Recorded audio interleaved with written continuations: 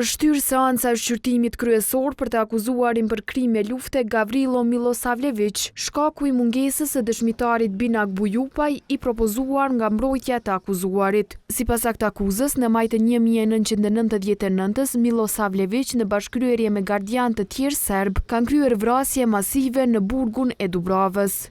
Mosprezencën e dëshmitarit Bujupaj në sallën e gjykimit e ka njoftuar kryetari i trupit gjykues Vesel Ismaili, koji je bio pozvan i za jučerašnju raspravu, ali isti stoga sud ne posjeduje dokaze da je primio poziv.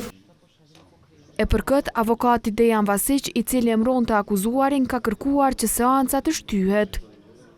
Unë jam munduar, më besoni, që të kontaktoj me këtë dëshmitar, e për seancën e sotme nuk kam pasur sukses.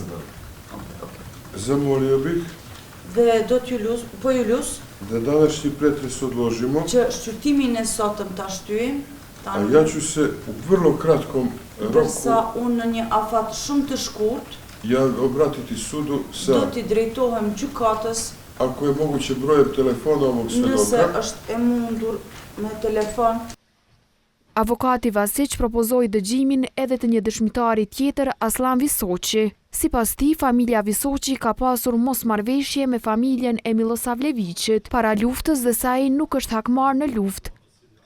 Avokati Vasić tha se i ka ofruar prova prokurorisë, por që nuk ja ka dorëzuar gjykatës. E prokurori special Ilir Morina nuk e kundërshtoi propozimin, por tha se provat janë jo relevante për procesin gjyqësor. Fakti që nuk kemi listin e aftakuar, nuk do të thotë që nuk janë pjesë të Ne znači da nuk i kemi konsideruar se nismo ih smatrali da janë prova nismo ih smatrali da su dokazi të cilat koji kanë të bëjnë imaju veze sa objektom. Sipas aktakuzës së ngritur nga prokuroria speciale, i pandehuri Milosavljević më 22 maj të 1999 ka marrë pjesë në vrasjen e 109 të burgosurve në Dubravë dhe në plagosjen e 108 të tjerëve.